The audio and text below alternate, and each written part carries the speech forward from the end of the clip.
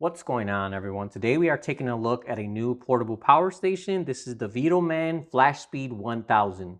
So before we dive into the rest of the review, I wanted to let you all know that VTOMAN has actually started their Black Friday sale, and this is going from November 11th to November 29th. With this sale, they're offering up to 57% off, which puts everything at the lowest prices of the year. And then with power station bundles, they're also including free gifts as well. So if you are interested in getting this or any other VTOMAN power station, this month would definitely be the best time to get one. All right, so diving into some of the specs for the FlashSpeed 1000, this has a 828 watt hour LiFePO4 battery, a 1000 watt power handling with a peak of 2000 watts, a 300 watt solar charging input, UPS function, and a built-in jump starter. So taking a look at the power station itself, this is definitely a nice and modern looking power station. I have their older VTOMAN Jump 1000 and Jump 1800. Those are nice looking power stations as well, but with this glossy finish and the overall new theme, I definitely like how they look even better now. So on the outside, this one and the FlashSpeed 1500 are nearly identical. It has the same shell, same overall everything. The only difference is right here on the side, this one says FlashSpeed 1000. And then this one is also lighter at 37.4 pounds, whereas the FlashSpeed 1500 is 41.5 pounds. So here at the side, you see the yellow theme carries over. Then you have a vent right here and another one on the other side. As I said earlier, right here, you got the FlashSpeed 1000.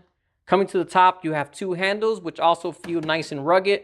Makes it very easy to carry. And then you also have this nice compartment here where you can store the charging cable, USB-C cables, and any other small devices as well. As you can see, a pretty good size right there. Flipping the power station around, you do have a large built-in LED bar, and this has 5 different modes. So let me go ahead and show you what they are.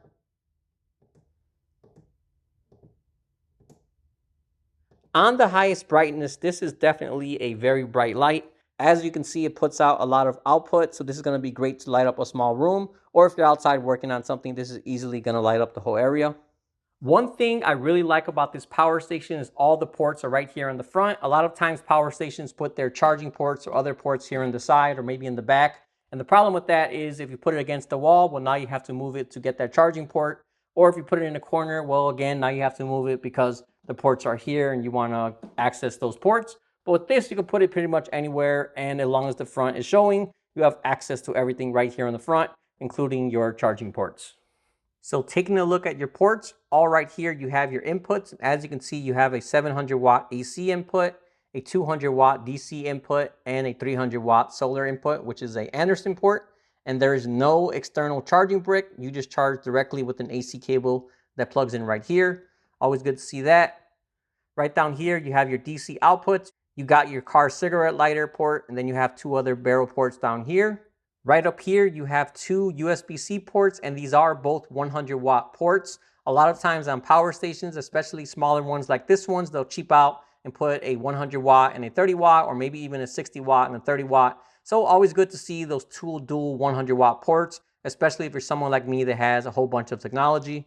Right down here, you have 4 USB-A ports, and the bottom one is a quick charge port. And then right over here, you have 3 AC outlet ports, which do a maximum of 1000 watts. And last but not least, right up here, you have a port for your expansion battery. And then you also have the port for your jumper cable, as this power station does have a built-in jump starter. Doesn't seem like something that's very useful until someday you might be out on the road. If you die out and you have your power station, well, now you're in luck because you can just jumpstart your car right here from the power station. So definitely one of those things that you might not use, but you're going to be happy that you have it when you do need it.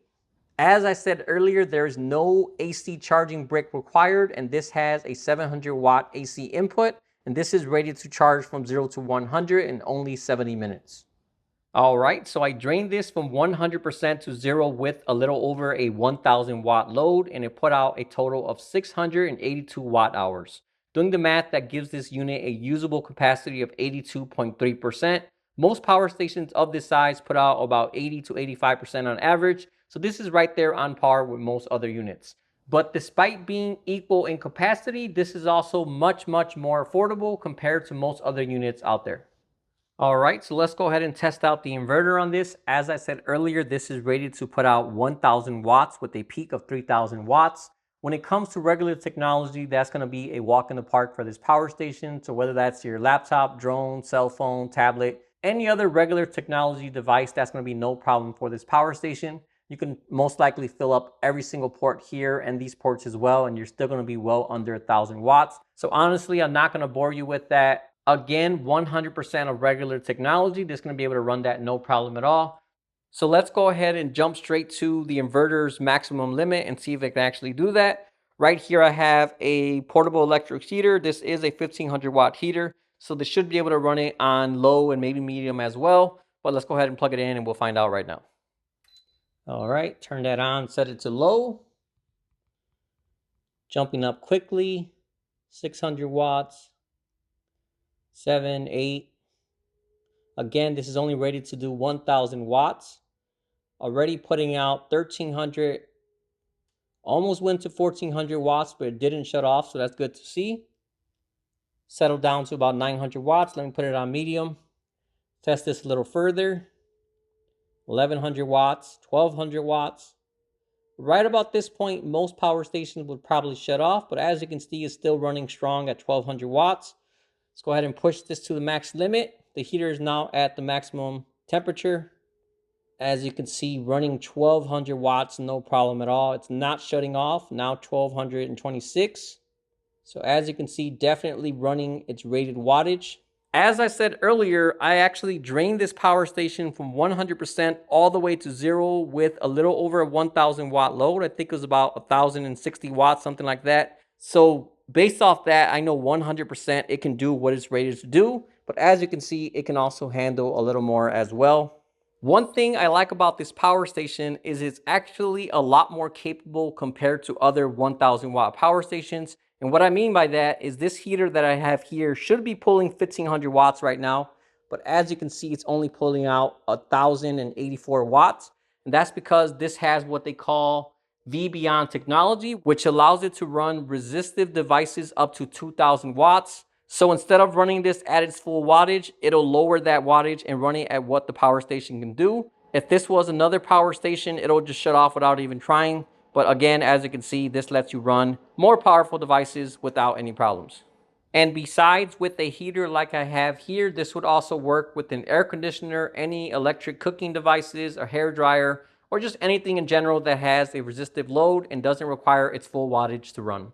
So I'm curious what this is going to put out before it shuts off or dials it down. So I'm going to go ahead and start this heater on high and see what's the max watts that I see here on the screen. All right, so heater started up.